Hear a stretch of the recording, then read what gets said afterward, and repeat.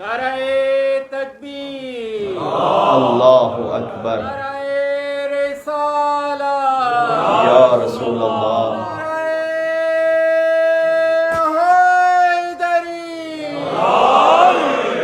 یا علی، بازوئے پرزور غدیری صلوات.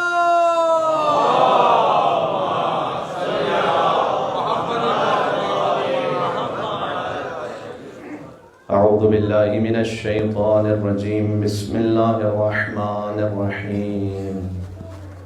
الحمد للہ الذی لا یبلغ مدحته القائلون ولا يحصي نعماءه العادون ولا يؤدي حقه المجتهدون الذي ليس لصفته حد محدود ولا نعت موجود ولا وقت معدود ولا أجل ممدود فطر الخلائق بقدرته ونشر الرياح برحمته وودد بالصخور ميدان أرضه والصلاة والسلام على أشرف الأنبياء والمرسلين الذي قيل في شأنه في القرآن وما أتاكم الرسول فخذوه وما نهاكم عنه فانتهوا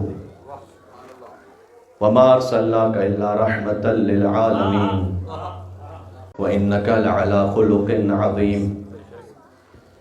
سيدنا ونبينا وشفيع ذنوبنا وطبيب نفوسنا ومولانا بالقاسم محمد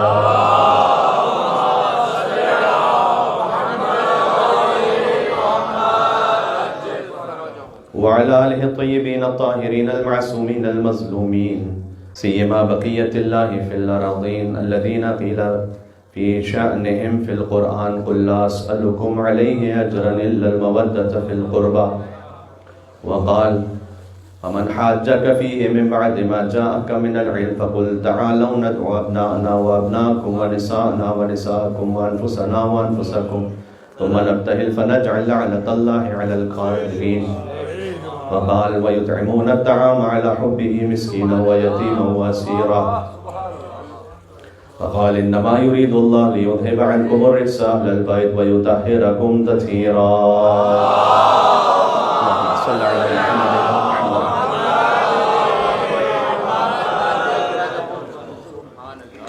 سيما مولانا ومولى الكونين علي بن ابي طالب عليه أفضل الصلاة والسلام آلاف التحية والثناء الذي قيل في شأنهم في القرآن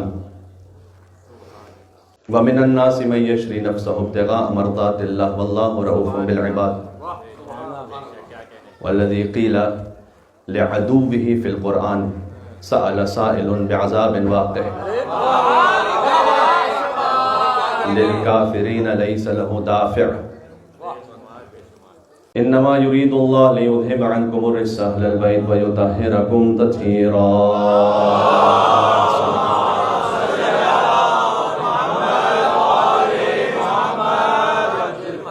رحمة الله على محبيهم واللعنة الدائمة على أعدائهم أجمعين. أما بعد فقد قال الله الحكيم في كتابه المجيد بسم الله الرحمن الرحيم أن تقول نفس يا حسرة على ما يا ويلتا يا حسرة على ما فرطت في جنب الله وإن كنت لمن الساخرين. نعرہ صلوات.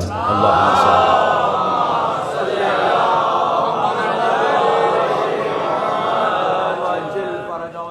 ماحول کچھ ایسا ہے کہ خطبے کے بعد کیا تولا تبرہ ہونا، خطبے ہی میں ہم نے تولا تبرہ کر دیا ہے. بلا فصل مولا کی ولایت کا اعلان ہوا ہے. تھوڑا سا فاصلہ سمیٹتے ہوئے آگے آ جائیے گا. کافی مومنین ہیں.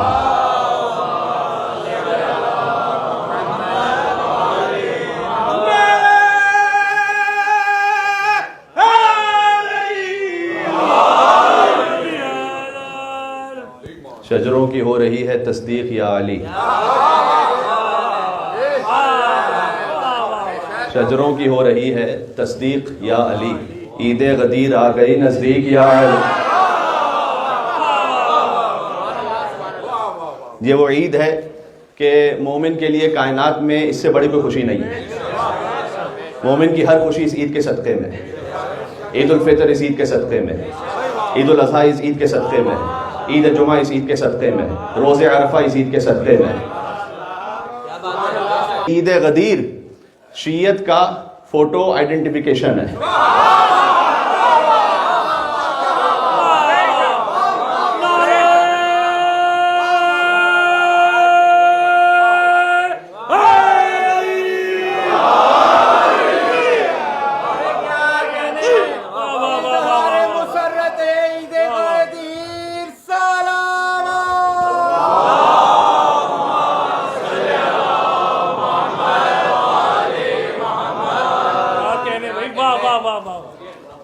جب آپ کسی دائرے میں جاتے ہیں کسی کام کے لیے تو کہتے ہیں کہ آپ کوئی وہ شناخت دیجئے کہ جس پہ تصویر ہو آپ کی، فوٹو آئیڈینٹیفیکیشن۔ عید غدیر شیعت کا فوٹو آئیڈینٹیفیکیشن ہے، اور اس آئیڈینٹیفیکیشن میں سوائے وجہ اللہ کے اور کسی کی تصویر نہیں ہے۔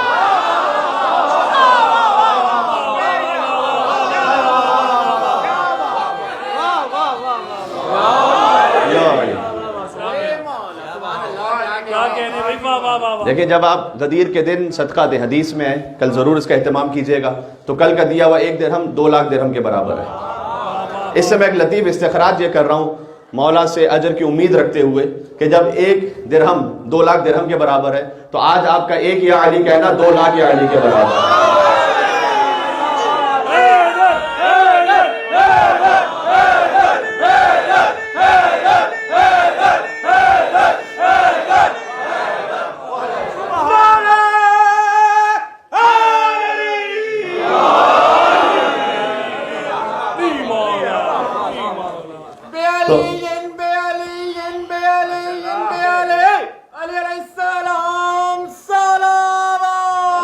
اللہم صلی علی محمد وعلی محمد۔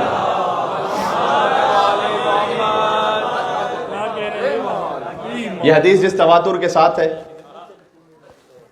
اتنی کوئی حدیث پیغمبر کی اس تواتر کے ساتھ نہیں ہے۔ حتیٰ وہ مشہور و معروف حدیثیں جو تمام فرقوں میں مشہور ہیں، الصلاۃ معراج المومن، اس کے کم راوی ہیں حدیث غدیر کے مقابلے میں۔ الصلاۃ عمود الدین، نماز دین کا ستون ہے، نماز مومن کی معراج ہے۔ یہ وہ حدیثیں ہیں کہ جو تمام مسلمان فرقوں میں متفق ہیں، اس میں کوئی اختلاف نہیں، لیکن اس کے راوی حدیث غدیر سے کم ہے۔ حدیث غدیر کا انکار 1,24,000 صحابیوں کا انکار ہے۔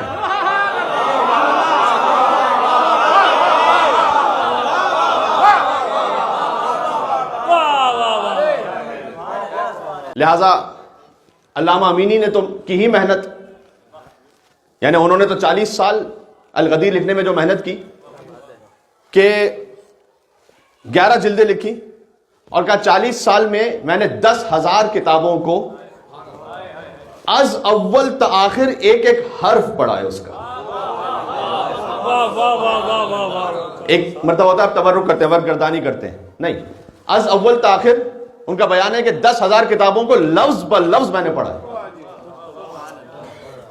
ہمارے علماء نے آج سے 1000 سال پہلے سید رضی نے کتاب لکھی الشافی فی الامامہ، مولا علی کی ولایت پر اور امامت پر۔ اس کے بعد شیخ طوسی نے اسے تلخیص کیا، تلخیص الشافی۔ علامہ امینی نے الغدیر لکھی، صاحب ابقات الانوار ملا تقی ہندی، انہوں نے پھر ایک عظیم الشان کتاب لکھی۔ علامہ شوستری احقاق الحق لکھی، یعنی ایک سلسلہ ہے۔ تو اب مسلمانوں کا کوئی بھی فرقہ ہو، حتیٰ کوئی متشدد فرقہ بھی ہو، ایکسٹریمزم پر اگر وہ مائل ہے، اس کے باوجود بھی غدیر کے واقعے کے انکار پر اب ان کے پاس کوئی جواز نہیں بچا کہ غدیر کا واقعہ نہیں ہوا تھا۔ لہذا انہوں نے غدیر کے واقعے کے انکار سے دستبردار ہو گئے۔ وہ کہتے نہیں واقعہ تو ہوا تھا، بلکہ میں آپ کے سامنے ایک ایسا حوالہ پیش کر دوں، شاید ہوتا ہے کہ آن لائن سننے والوں کے لیے اور جہاں جہاں تک آواز جا رہی ہے ایک تھوڑی سی نئی بات ہو جائے شاید۔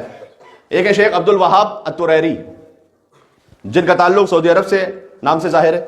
انہوں نے کتاب لکھی حدیث الغدیر مع سیدنا مولانا، سیدنا کا لفظ ہے وہاں پر علی ابن ابی طالب علیہ السلام بھی لکھا انہوں نے کتاب میں، اور انہوں نے 132 پیجز کی کتاب ہے جس میں 112 حوالے لکھے، سارے سنی حوالے، ایک شیعہ والا نہیں ہے اس میں، وہ خود وہابی ہیں۔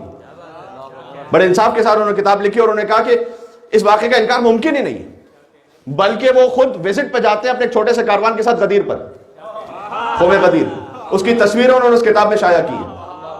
اور وہ یعنی ایک فرد جذبات میں آ کر اپنی کتاب میں باقاعدہ لکھتے ہیں کہ ہو سکتا ہے کہ میں اسی مقام پر قدم رکھ رہا ہوں جہاں 18 ذی الحج کائنات کے رسول صلی اللہ علیہ وآلہ وسلم نے علی بن ابی طالب کے ساتھ قدم رکھا تھا. میں اسی فضا میں سانس لے رہا ہوں جہاں رسول اللہ نے سانس لی تھی. وہ اپنی کتاب میں لکھ رہے ہیں, کہتے ہیں پہاڑوں کو مخاطب کرتے ہوئے کہتے ہیں کہ اے پہاڑوں تم کتنے خوش نصیب ہو کہ 18 ذی الحج تم نے غدیر کا خطبہ سنا تھا.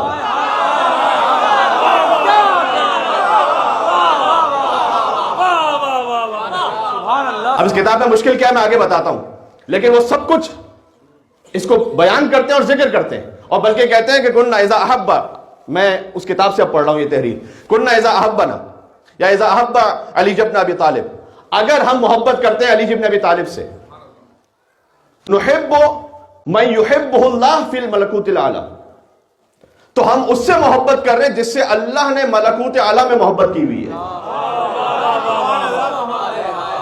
پھر کہتے ہیں کہ اگر ہم علی بن ابی طالب سے محبت کریں تو ہم اس سے محبت کر رہے ہیں جس سے عرش و فرش پر رسول اللہ نے محبت کی ہوئی ہے. تو علی سے محبت کیا جرم ہے؟ تو حدیث غدیر کا انکار ممکن نہیں رہا. اس لیے آپ دیکھیے گا کہ اردو سپیکنگ علماء میں بھی وہ جو مشہور و معروف علماء ہیں انہوں نے واضح طور پر گزشتہ 3-4 سال سے کہنا شروع کیا کہ ہم فقط شیعوں کی دشمنی میں علی کو مولا کہنے سے پیچھے نہیں ہٹ سکتے, اس لیے کہ واضح ہے کہ علی کو رسول اللہ نے مولا کہا ہے. اور کیسے انکار ہو سکتا ہے؟ سب سے قدیمی کتاب راج اہل سنت کی مسند احمد ابن حنبل, اس میں 5 جگہ غدیر کا ذکر موجود ہے. من کنت مولا فعلی مولا کی تعبیر کے ساتھ موجود ہے.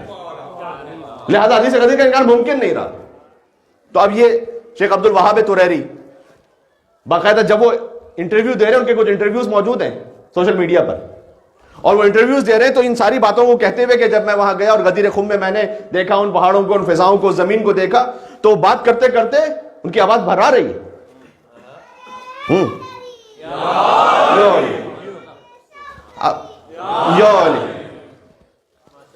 اب آگے مشکل کیا ہے پھر کتاب میں؟ وہ یہ کہ مولا کے لفظ پر کوئی اشکال نہیں کر سکتا کہ کہا تھا یا نہیں کہا تھا. ہاں مولا کے معنی کیا ہے؟ باقی باتیں تو ابھی تھوڑی سی بات میں کرتا ہوں, جتنا وقت ایک جملہ کہہ دوں. ارے میں قبول کر لیتا ہوں چلے کہ مولا کے 22 معنی ہے, بخیر کا تو ایک ہی معنی ہے نا میرے بھائی.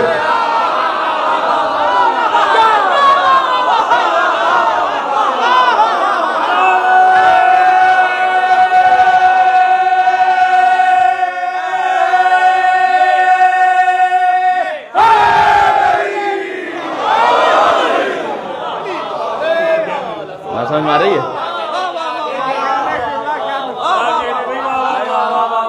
تو مولا کے حوالے سے یہ جو ایک عام مفہوم کو پھیلا دیا گیا کہ مولا کا مطلب دوست ہے. اب یہ اپنے اپنے ذوق کی بات ہے کہ رسول اللہ کو آپ کس معیار پہ سمجھتے ہیں. ارے ترجمہ تو آپ کیجئے. جملہ رسول اللہ نے فرمایا, خطبہ دیا, طویل خطبہ تھا, 110 جملے خدائی حمد و ثنا پہ بیان فرمائے. اب 110 کے عدد کو جو نہ سمجھ سکے اسے اس محفل میں نہیں بیٹھنا چاہیے.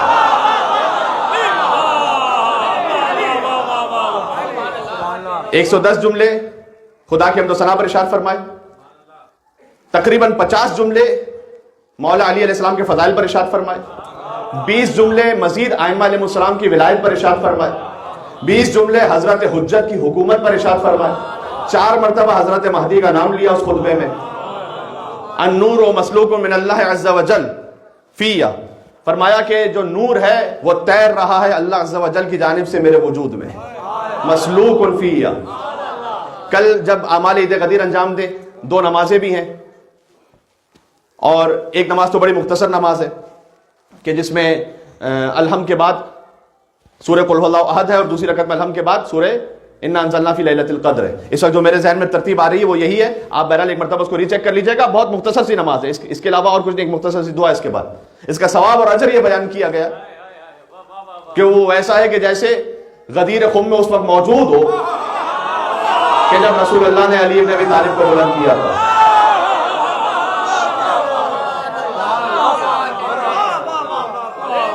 اگر آپ اپنے آپ کو وہاں پر موجود پانا چاہتے ہیں, ہائے ہائے ہائے, تو اس نماز کو پڑھیں. پھر ایک اور نماز ہے کہ جس میں وہ بھی 2 رکعتی نماز ہے کہ جس میں سورہ الحمد کے بعد سورہ توحید ہے 10 مرتبہ, آیت الکرسی ہے 10 مرتبہ, سورۃ القدر ہے 10 مرتبہ, 1 لاکھ حج 1 لاکھ عمرے کا ثواب ہے. دیکھیں جب رسول اللہ بیان فرما دیں نا یا امام معصوم کی زبان سے صادر ہو جائے تو یہاں پر ایگزیجوریشن نہیں ہے کہ بڑھا چڑھا کر کہہ دیا, جو ہے وہ ہے. 1 لاکھ حج 1 لاکھ عمرے کا ثواب. کل کا جو روزہ ہے وہ روزہ آپ انشاءاللہ ضرور رکھیے, اس لیے کہ حضور نے فرمایا ہے کہ اگر کوئی قیامت تک زندگی پائے اور قیامت تک ہر دن روزہ رکھتا رہے تو اس کا ثواب کم ہے, غدیر کے دن روزہ رکھنے کا ثواب زیادہ ہے. اس لیے کہ اللہ نے خلقی, میرے بھائی یہ چل رہا ہے نہیں چل رہا, بند ہو گیا. اللہم صلی علی محمد و علی محمد.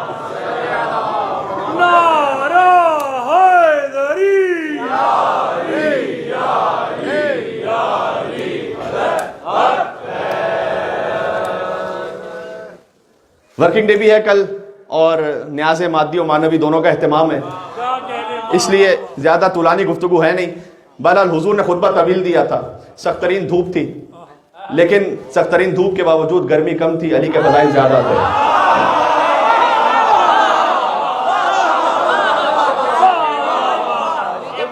جی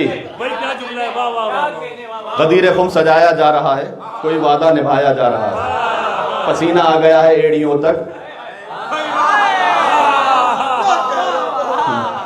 پسینہ آ گیا ہے ایڑیوں تک, انہیں اس طرح تپایا جا رہا ہے. غدیر و کربلا کو ملا کر علی والا بنایا جا رہا ہے. کیا کہنے. تو بہرحال وہاں گرمی بہت زیادہ تھی اور حضور نے قافلے کو روکا, طویل خطبہ دیا. جب بھی حضور خطبہ دیتے تھے تو حضور ممبر پر ہوتے تھے. آج صحابہ کرام رضوان اللہ تعالیٰ علیہم اجمعین کے لیے تعجب کی بات یہ تھی کہ حضور کے ساتھ ایک اور بھی ہے ساتھ میں ممبر پر. آپ نے کبھی دیکھا ایٹ اے ٹائم 2 ممبر پر ہو؟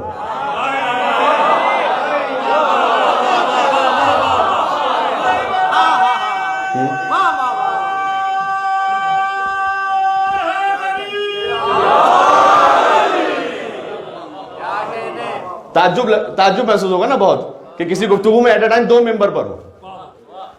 اب حضور نے پہلے تو ایک بات کو سمجھایا کہ تم سمجھ رہے ہو کہ 2 ہیں, 2 غالب یک جان ہونا اسی کو کہتے ہیں.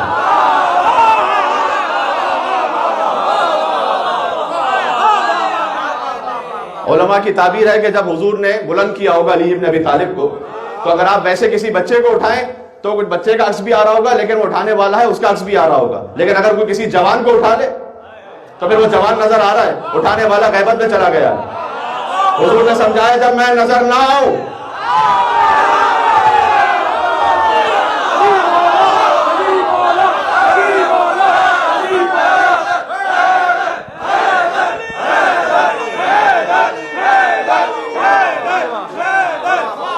اچھا ذرا حضور کی طاقت کا تو اندازہ لگائیے گا, میری طرف توجہ رکھیے گا. حضور کی ذرا طاقت کا تو اندازہ لگائیے گا. لوگ کہتے ہیں کہ بھئی میدان جنگ میں آپ علی پڑھتے نبی نہیں پڑھتے. آؤ غدیر کے میدان میں تمہیں نبی پڑھ کے بتاتا ہوں. نبی کی شجاعت جاننا چاہتے ہو؟ جس علی نے خیبر کے دروازے کو اٹھا لیا تھا اس علی کو میرے نبی نے غدیر میں اٹھا لیا تھا.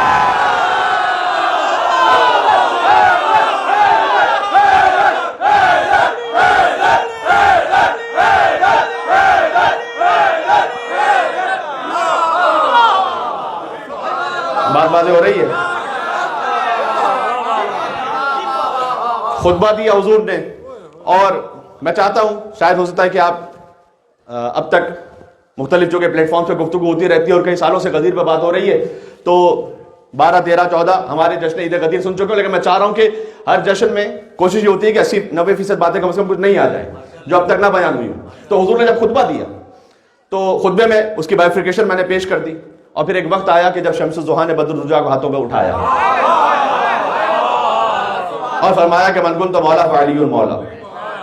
یہ بھی روایت میں ہے جو کہ زیادہ مشہور ہے, من کنت مولا فہذا علی المولا. اور یہ جو فا ہے نا یہ بڑا ڈیسائسو ہے. اس فا کی طاقت بتلاؤں, انما امرہ اذا اراد شیئا ان یقول له کن.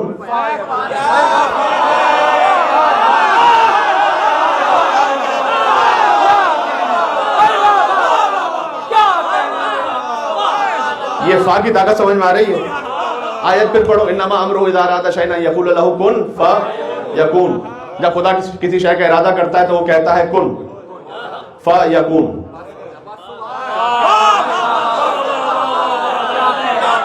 جو اللہ کے کن اور یکون کا فاصلہ ہے.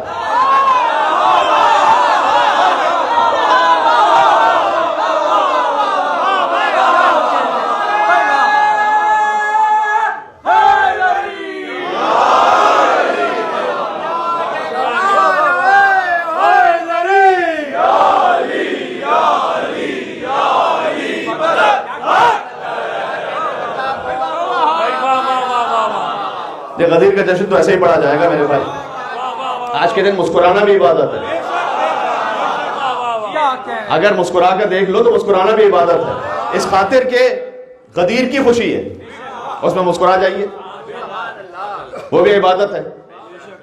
کسی مومن کو کھانا کھلانا فرمایا 1,00,000 فیام کے برابر ہے. فیام 10 فیام فرمایا، اس میں فرمایا کہ ہر فیام میں 1,00,000 انبیاء صدیقین اور شہداء شامل ہیں.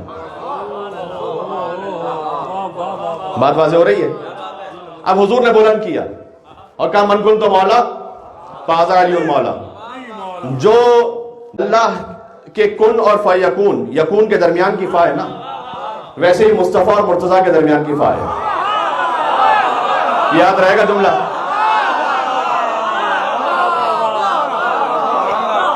ابھی جو بلند کیا ہاتھوں پر، ابھی اپنے اپنے نصیب کی بات ہے.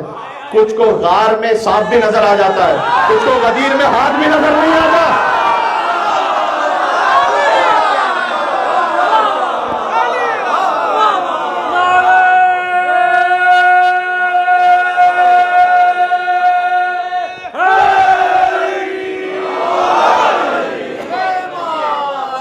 جی ہائے ہائے ہائے.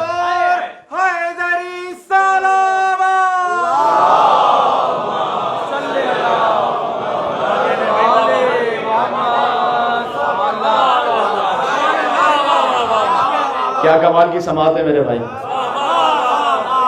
رونق ہے ایسی جشن جناب امیر ہے، رونق ہے ایسی جشن جناب امیر میں، محسوس کر رہا ہوں میں خود کو غدیر میں. میں نے ولائے حب علی اب نہیں چکی، مولا نے خود ملائی تھی میرے خبیر.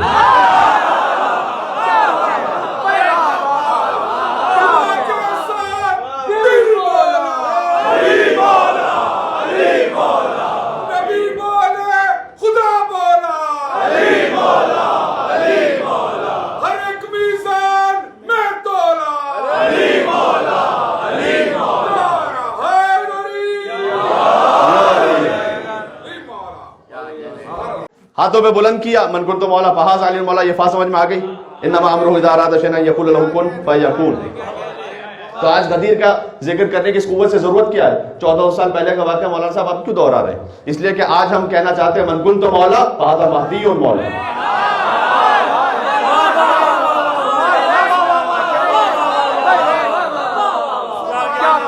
بھائی یہ تو خود حضور نے فرمایا نور مسلوک من اللہ عز و جل.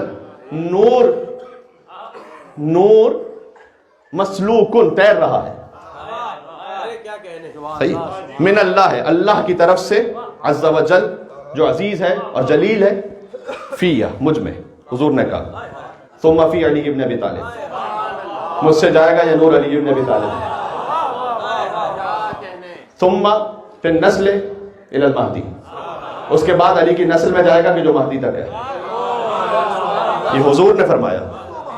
کیا کہنے، میں نے کہا 4 مرتبہ مہدی کا نام لیا، عجل اللہ تعالیٰ فرجہ شریف، حضور نے نام لیا. ایک الگ موضوع ہے بالکل، غدیر اور امام مہدی.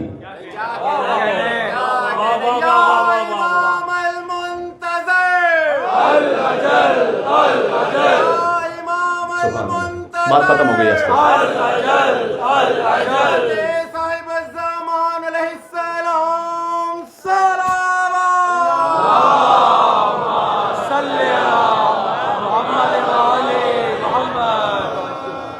اچھا تو بات وہاں رکی بھی ہے. مولا کا مطلب من کن تو مولا، مولا کا مطلب دوست ہے. تو اپنے اپنے ذوق کی بات ہے. آپ رسول اللہ کو کس معیار پر رکھیے گا؟ ابھی تو بات علی کی ہو نہیں رہی. میں ترجمہ پوچھتا ہوں، من کن تو مولا، فل اسٹاپ کیجئے. آپ صرف اتنا جملہ ترجمہ کیجئے. علی کو چھوڑیے فی الحال. جس کا میں مولا. مولا کا مطلب کیا ہے؟ میں سوال کر رہا ہوں کسی سے. جس کا میں مولا حضور کہہ رہے ہیں.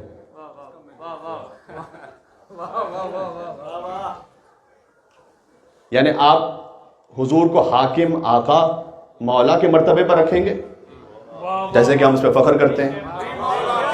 اور حضور کو آقا ماننا ہمارا جرم ہے تو اس جرم پہ ہمیں ناز ہے. جی تو آپ کیا ہو؟ حضور کو دوست کہیے گا.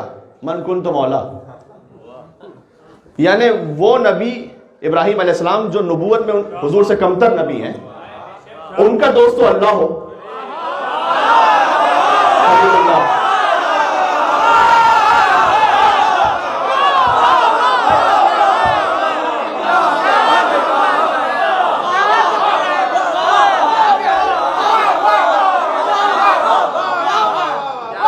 ابراہیم علیہ السلام خلیل اللہ ہے نا، ان کا دوست تو اللہ ہو. مصطفیٰ کا دوست ہر ایرا غیرہ اٹھ کے بن جائے گا.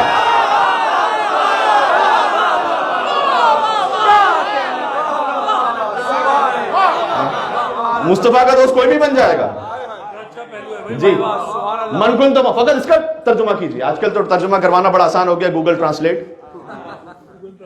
تو گوگل ٹرانسلیٹ جب ترجمہ کرنا شروع کرتا ہے تو وہ آخر سے شروع کرتا ہے یا ابتدا سے شروع کرتا ہے؟ تو فاز علی المولا کو تو بعد میں کیجئے نا، من کنت مولا پہلے کیجئے. اگرچہ کہ میں جوان ساتھیوں سے بالخصوص کہہ رہا ہوں کہ گوگل ٹرانسلیٹ پر آپ اعتماد نہ کیجئے گا، اس لیے اس میں گرامیٹیکلی بھی بڑی مسٹیکس ہو سکتی ہیں اور لٹریچر وائز بھی مسٹیکس ہوتی ہیں. وہ گوگل سچ بولتا ہے. کس بارے میں؟ جی یہ کہہ رہے ہیں کہ اگر گوگل پہ لکھو ہو کلڈ بی بی فاطمہ سلام اللہ علیہ تو وہ سچ بولتا ہے. تو کیا بولتا ہے خود جا کے چیک کیجیے گا. تو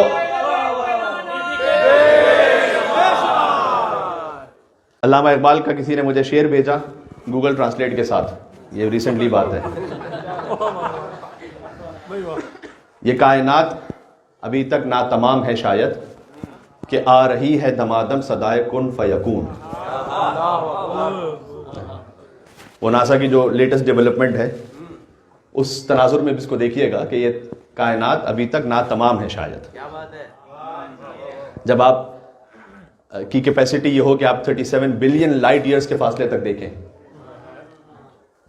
تو اللہ تعالیٰ نے تو کہا ہے کہ جاؤ کائنات میں، لیکن تم اس کے سلطان کو کراس نہیں کر سکتے. سبحان اللہ. لیکن بہرحال یہ کرنے کے وہ کام تھے کہ جو قرآن پر یقین رکھتے ان کے کرنے کے کام تھے جو اب دوسرے کر رہے ہیں.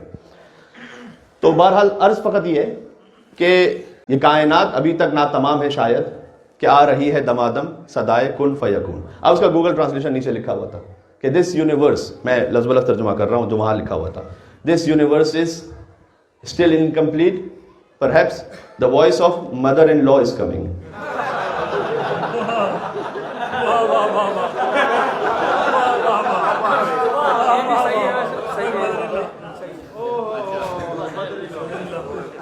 اچھا علی کے مقابلے میں کوئی آ گیا تو وہ تو یاد نہیں آ گیا آپ کو.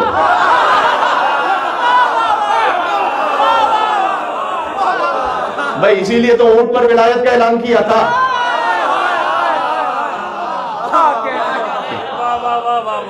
تو گوگل ٹرانسلیٹ پہ نہ جائیں. میں تو فقط یہ کہہ رہا ہوں کہ من کنت مولا ترجمہ کیجیے. حضور کیا فرما رہے ہیں؟ جو میرا دوست ہے، جو مجھے دوست سمجھتا ہے. میں نے کہا کہ جو ابراہیم علیہ السلام ہے وہ ان کا دوست تو اللہ ہو. مصطفیٰ کے دوست ہم اور آپ جیسا کوئی بھی بن جائے گا. میں مسلمانوں سے کہتا ہوں بھائی اپنی اوقات کو پہچانو، اپنی حد میں رہو. کلمہ پڑھا ہے تو غلامی کو قبول کرو. اس لیے کہ مصطفیٰ کے معاملے میں کاش اس اشارے کو آپ سمجھ سکیں. مصطفیٰ کے معاملے میں اگر انگشت پور کے برابر بھی آگے بڑھے حد سے تو جل کر خاک ہو جاؤ گے. سمجھ میں نہ آیا تو جبریل سے پوچھ لینا معراج پہ. سمجھو من کنت مولا. ہاں جو پہلے مولا کا مطلب ہے وہی دوسرے مولا کا مطلب ہے. ہم نے آقا اور مولا حضور کو مانا اور اس پر ہمیں ناز ہے. فاض علی المولا کا بھی وہی مطلب ہے. بس عزیزان گرامی میں نے بات تمام کر دی. یہ جملہ ایک محفل میں کہا تھا لیکن ادھورا تھا, اس کو مکمل کر دوں, بات تمام کر دوں کہ غدیر اسکوائر پر ایک منظر تھا.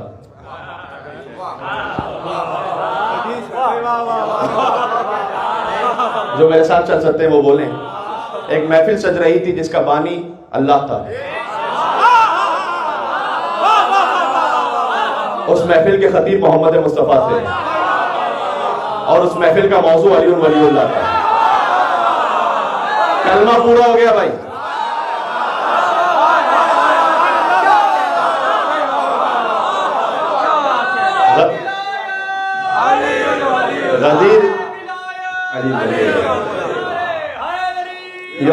غدیر اسکوائر پر لا الہ الا اللہ کے حکم سے محمد الرسول اللہ خطبہ دے رہے تھے. خطبے کا موضوع علی ولی اللہ تھا. یہ وہی منظر ہے کہ جو علی کی ولادت کے وقت بھی ہوا تھا. لا الہ الا اللہ کے گھر میں محمد الرسول اللہ کی گود میں علی ولی اللہ آئے تھے. وہ منظر غدیر میں تکرار ہو رہا تھا. بھائی کعبہ ہے آغاز علی, غدیر ہے معراج علی. صاحب معراج نے اٹھایا تھا نا علی کو. سجدہ ہے انجام علی, جس کے آغاز پر وسط میں انجام میں خدا و مصطفیٰ ہی ہو. کسی نسلی بت پرست کی اوقات کیا تھی کہ علی کے مقابلے پر آ سکتا.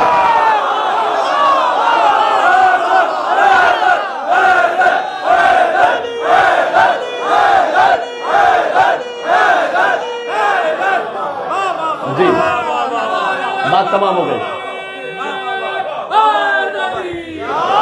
یا علی یاد رہے گا یہ غدیر کا جشن انشاءاللہ. ٹھیک جی. فرمایا من کن تو مولا, جو مجھے جیسے مولا مانتا ہے. یہ بڑا اہم جملہ ہے. جو مجھے مولا مانتا ہے اور جیسے مانتا ہے. اگر آپ 40 سال بعد حضور کو نبی مانتے ہیں تو پھر آپ ان کی جگہ پر کسی سابقہ کافر کو بٹھا دیں تو تعجب کی بات نہیں, اس لیے کہ آپ تو نبی کو 40 سال پہلے تک نبی نہیں مانتے تھے. لیکن جو نبی کو مانتا ہے ایسا مولا کہ کن تو نبی وعدم بین الماء والطین, تو پھر نبی کا جانشین وہ اسے مانے کہ کن تو ولی وعدم بین الماء والطین. ایسے تو نہیں بات بنے گی پھر بنا. بھائی آپ نبی کو کس عہدے پہ سمجھتے ہیں؟ حضور نے کہا اول ما خلق اللہ نوری, اللہ نے سب سے پہلے میرے نور کو خلق کیا. کہیں پر فرمایا اول ما خلق اللہ العقل, اللہ نے سب سے پہلے عقل کو خلق کیا. کہیں پر فرمایا اول ما خلق اللہ القلم, اللہ نے سب سے پہلے قلم کو خلق کیا. کہیں فرمایا اول ما خلق اللہ الروح, اللہ نے سب سے پہلے روح کو خلق کیا. بھئی کسے خلق کیا پر سب سے پہلے؟ نور کو خلق کیا, روح کو خلق کیا, عقل کو خلق کیا, قلم کو خلق کیا. اول تو ایک ہی ہوگا. یہ اتنے سارے اول کہاں سے آ گئے؟ ہائے ہائے ہائے. اچھا یہ بات ذہن میں آگے تو کہہ دوں, غدیر کے خطبے کو پڑھیے گا. میں نے جو کہا تھا نا اعمال انجام دیجیے. اعمال تو پھر بھی مومنین انجام دے دیتے, ایک اہم ترین کام نہیں کرتے. اور وہ یہ نہیں کرتے کہ غدیر کا خطبہ نہیں پڑھتے. غدیر کا خطبہ آپ پڑھیں, جس لینگویج میں آپ کمفرٹیبل ہیں ابتدا سے آخر تک پڑھیں اس خطبے کو, تھوڑا سا وقت نکالیں. اور اللہ نے کہا تھا یا ایھا الرسول بلغ, آپ پہنچائیے. اللہ نے اپنے حبیب سے کہا بلغ, اور حضور نے مجمع سے کہا بلغ. فلیبلغ الشاہد الغائب والوالد الولد, جو یہاں حاضر ہے وہ پہنچائے غائب تک, باپ پہنچائے اپنی اولاد تک.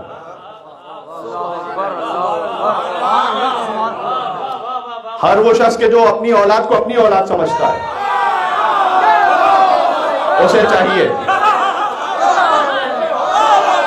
کہ حضور کے اس حکم پر عمل کرے کہ علی کی ولایت کو پہنچائے. واجب ہے, ضروری ہے پہنچانا. کا جو شاہد ہے, جو دیکھ رہا ہے, وہ غائب تک پہنچائے. والوالد الولد. اچھا یہاں پر والدہ کے لیے نہیں کہا ہے, ان کی بھی ذمہ داری ہے, لیکن اس خطبے میں کہا والد کے لیے. کیا کہنے بھائی, واہ. تو آپ جو آپ کو حضور نے فرمایا وہ اپنی ذمہ داری کہیں ٹرانسفر نہ کر دیے گا, تم سنا دینا, آپ کی ذمہ داری ہے. جب آپ ان کے بہت سے سارے کام کچن میں کر دیتے ہیں آ کر, کوئی بات نہیں, اس میں کوئی ایسی پریشانی کی بات نہیں ہے. تو آپ یہ والا جو کام جو حضور نے دیا ہے آپ کو وہ تو کیجئے کہ باپ پہنچائے اپنی اولاد تک علی کی ولایت کو. یا ایھا رسول بلغ, پہنچائیے. تو یہ جو خطبہ غدیر ہے اسے پڑھیں. جب آپ اسے پڑھیں گے تو اس وقت مجھے یاد کیجئے گا کہ حضور نے 4 مرتبہ من کنت مولا فعلی مولا فرمایا، ایک مرتبہ نہیں. پتہ نہیں بات پہنچا سکوں. کسی ملنگ سے کسی نے پوچھا کہ آپ کے خلفائے راشدین کون ہیں؟ اس نے کہا علی علی علی علی.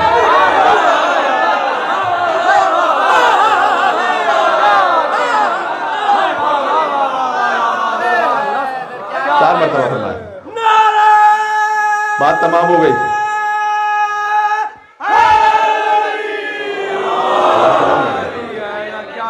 ختم ہو گئی بات. جو کہنا تھا کہہ دیا میں. یہ نہ کہیے کہ ہم خلفائے راشدین کو مانتے نہیں ہیں. خلفائے راشدین میں سے پہلا علی ہے، آخری مہدی ہے، جس کا اعلان غدیر میں کیا گیا. جی تو غور فرمائیے گا. اب جو مجھے جیسے مولا مانتا ہے، میں نے 4 حدیثیں پڑھی آپ کی خدمت میں. اللہ نے سب سے پہلے میرے نور کو خلق کیا، سب سے پہلے عقل کو خلق کیا، سب سے پہلے قلم کو خلق کیا، سب سے پہلے روح کو خلق کیا. تو میں کسے سب سے پہلے خلق کیا؟ ایک مثال دے دوں تو شاید بات واضح ہو جائے. مثال کے طور پر اب یہ ہمارے محترم عاصم بھائی سامنے تشریف فرما، آپ کے نام سے مثال دے رہا ہوں. ہم نے کہا سب سے پہلے محفل میں عاصم بھائی تشریف لائے. کچھ دیر بعد کا سب سے پہلے محفل میں احسن کے والد تشریف لائے.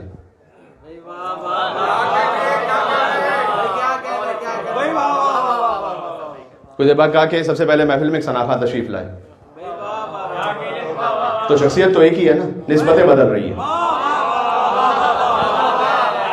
پتہ نہیں کتنی بات پہنچے، تھوڑا سا عمومی سے بدل ہو گئی بات. یہ ملا 17 نے صفحہ نمبر 17 پر جو اصول کافی کی شرح لکھی ہے، اس کے مقدمے میں لکھا ہے. جی وہاں سے پڑھ رہا ہوں کہ اللہ نے سب سے پہلے جب ماہیت کو دیکھا تو فرمایا اول ما خلق اللہ نوری.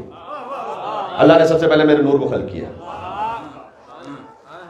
جب حضور کی کیفیت کو دیکھا، اس نور کی ظرفیت کو اور صلاحیت کو، فرمایا اول ما خلق اللہ العقل.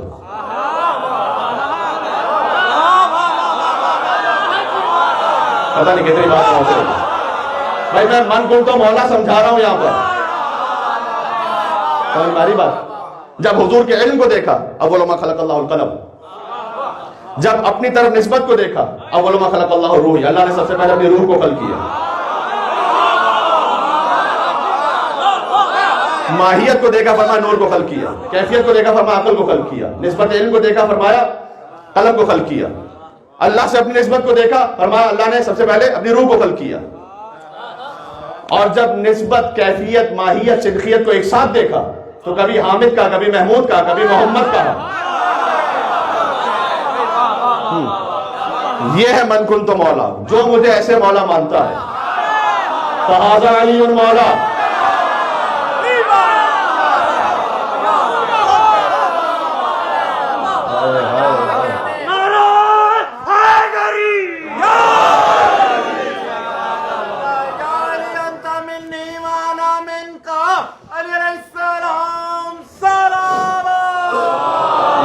اللہم صلی علی محمد.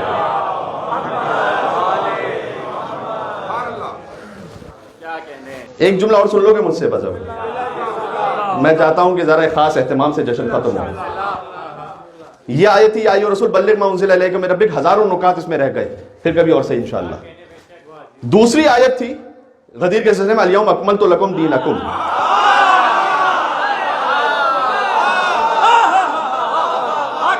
دین مکمل ہی علی کی ولایت کی وجہ سے ہوا ہے. وَأَتْمَمْتُ عَلَيْكُمْ نِعْمَتِي. کبھی اس پہ سناؤں گا اتممت علیکم نعمتی. کچھ نکات تو بڑے دل میں، وقت بھی بہت ہو گیا، پھر کبھی انشاءاللہ اور صحیح. اتممت علیکم نعمتی کا جو یوزول ٹرانسلیشن ہے اس سے بہت آگے اللہ سبحانہ وتعالیٰ نے ایک بات کو بیان کیا ہے، پھر کبھی صحیح. اتممت علیکم نعمتی، یہاں پر یہ نہیں کہ نعمت سٹاپ ہو گئی، تمام ہو گئی. نعمت محمد کے بعد علی کی صورت میں جاری رہی. یہ مطلب ہے اس کا. جی یہ پھر کبھی اور صحیح. اس کی قرآنی دلیل ہے کبھی اور صحیح. وَرَضِيتُ لَكُمُ الْإِسْلَامَ دِينًا. آج کے دن میں راضی ہوا کہ اسلام کو دین کہا جائے.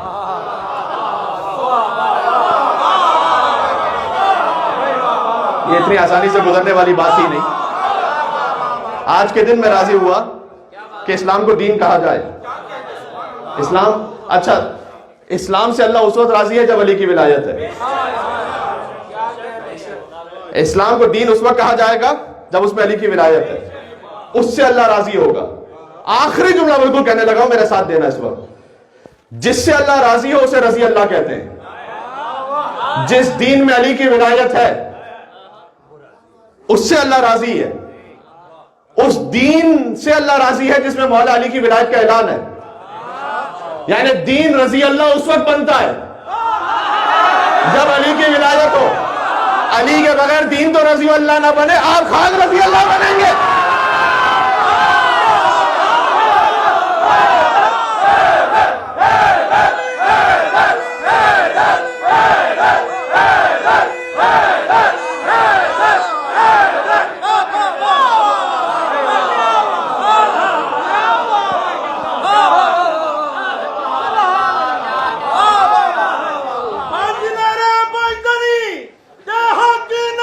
آخری نعرہ مل کر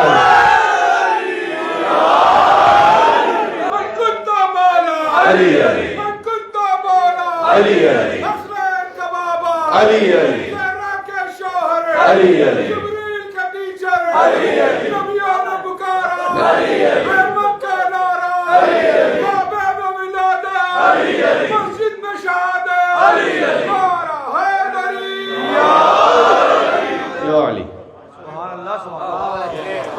آیت اللہ وحید خراسانی نے غدیر کے موقع پر یہ نصیحت فرمایا کہ جو امام نے فرمایا ہے نا, وسائل الشیعہ میں حدیث موجود ہے کہ ہمارا شیعہ وہ ہے کہ یفرحون لفرحنا ویحزنون لحزننا. ہماری خوشی میں وہ خوش ہوتا ہے, ہمارے غم میں وہ غمگین ہوتا ہے. وہ ہے ہمارا شیعہ. اور اس کے بعد انہوں نے آگے یہ وضاحت فرمائی, یہ تو حدیث ہے جو میں نے بھی پڑھی, اس حدیث کی وضاحت میں یہ فرمایا کہ جو اس حدیث پر کما حقہ عمل کرنا چاہتا ہے اسے چاہیے کہ غدیر کے دن مسکراتا رہے اور خوشی منائے, اور عاشور کے دن روتا رہے اور غم منائے. یہ ہے پوری شیعت. یفرحون لفرحنا, خوش ہو ہماری خوشی میں. غدیر کے دن خوشیاں منائیے. یحزنون لحزننا, عاشور کے دن غم منائیے. یہ اس کا عالی ترین مصداق ہے. بات واضح ہو گئی جی. یہ پورا دین آ جائے گا اس میں سمٹ کر, تبلا تبرہ سب آ جائے گا اس میں سمٹ کر. صحیح. تو یہ ایک چھوٹا سا میسج ہو گیا ان کی جانب سے, اور اس کے لیے ہمیں اہتمام کرنا پڑے گا. آپ تو اس کو پوری اچھی طرح سے ریسیو کر رہے ہیں, لیکن آپ کو اپنی اگلی جنریشن تک پہنچانے کے لیے ہو سکتا ہے شاید ایک اہتمام کرنا پڑے گا. ہو سکتا ہے کہ ان الفاظ میں یا اس کمیونیکیشن کے ساتھ وہ نہ ریسیو کر سکیں جو یہاں کی کمیونیکیشن ہے. تو آپ کو اپنے اعتبار سے, چاہے وہ کسی بھی لینگویج میں, اس کو پہنچانا پڑے گا, اس خوشی کو, اس جوائسنس کو, اس سیلیبریشن کو. میں مثال دے دوں, تقابل کرنا مجھے کبھی بھی اچھا نہیں لگتا, غدیر کا کسی بات سے کوئی تقابل ہے نہیں, لیکن سمجھانے کے لیے فقط کہہ رہا ہوں. بچے وہ کرسمس کا انتظار کرتے ہیں نا, یہاں ایک کلچر بنا ہوا ہے. فرض کیجئے کہ بھائی وہاں پر کچھ خوشیاں ہیں, سیلیبریشنز ہیں, اہتمام ہے. مومن کا جو بچہ ہے نا وہ غدیر کے دن کا انتظار کرے. غدیر فقط منائیے نہیں, اپنے گھر میں برپا کیجئے غدیر جی. ویسے سمپلسٹی ہے ائمہ علیہ السلام کی زندگی میں, لیکن غدیر کے دن بہترین نیا لباس زیب تن فرماتے, بہترین خوشبو کا استعمال کرتے امام رضا علیہ السلام, بہترین خوشبو تقسیم کرتے, بہترین کھانے کھلاتے. خاص ایک سیلیبریشن ہے غدیر پر. سبحان اللہ. بات واضح ہو رہی ہے. تو اس انداز سے خاص سیلیبریشن کا اہتمام کریں تاکہ یہ دن یاد رہے بچوں کو. اب کسی بھی طریقے سے, اور پھر ساتھ میں چونکہ وہ طویل خطبہ ہے, پورا خطبہ تو آپ پڑھیے, اور اگر ہو سکے تو اس میں سے کچھ ایکسٹرپٹس نکال کر اس کا جو خلاصہ ہے وہ بچوں کو بتائیے ان کی اپنی زبان میں. بلکہ اگر آپ کوشش کر سکیں منقبت کے حوالے سے بھی, جو منقبتیں آتی ہیں غدیر اور غدیر کے علاوہ بھی اور اوکیجنز پر, پہلے تو یہ چیک کر لیں آپ خود سن کر کہ اس میں کوئی ایسی بات نہ ہو جو خود خلاف شریعت ہو. وہ تو ایک پہلے ہی فلٹر موجود ہے. لیکن جب آپ نے محسوس کیا کہ نہیں یہ وہ منقبت ہے کہ جو مجھے واقعاً مولا کی محبت سے قریب کر رہی ہے, تو آپ اسے سنیں, اور آپ اس میں بہت سارے رمز, ریفرنسز سمجھ جائیں گے جو ہو سکتا ہے بچہ نہ سمجھ پائے. تو اسے بتائیں, اسے پوچھیں. کبھی اس منقبت میں کوئی اشارہ ہوگا خیبر کی طرف, کبھی اس منقبت میں کوئی اشارہ ہوگا فدق کی طرف, کبھی کوئی منقبت میں اشارہ ہوگا کسی اور معاملے. تو یہ جو, تو آپ اسے پوچھیں. کہ اس جملے کا کیا مطلب ہے؟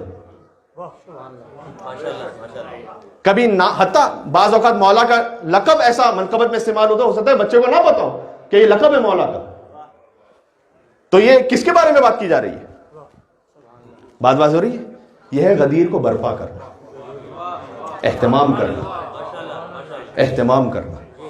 جس نے من کنت مولا فہذا علی مولا کو مان لیا، اس نے علی بن ابی طالب کی اتھارٹی کو اپنے اوپر قبول کر لیا.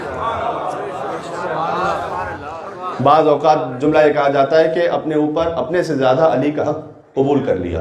اپنے سے زیادہ کی بات ہی کیا، اپنا حقیقت فنش.